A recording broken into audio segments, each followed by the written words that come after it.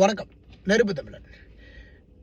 எடப்பாடி சொல்லியிருக்கிறாரு, ஒரு தமிழக வெற்றிக் கழகம் எங்கள்கிட்ட வரப்போகுது, அதிமுக ஓடு நாம் தமிழர் கட்சியும் வரப்போகுது அப்படின்னு சொல்லியிருக்கிறாரு. சரிங்க, நாம் தமிழர் கட்சிக்கு முதலமைச்சர் வேட்பாளர் அண்ணன் சீமான் அவர்கள், தமிழக வெற்றிக் கழகத்திற்கு முதலமைச்சர் அண்ணன் விஜய் அவர்கள்.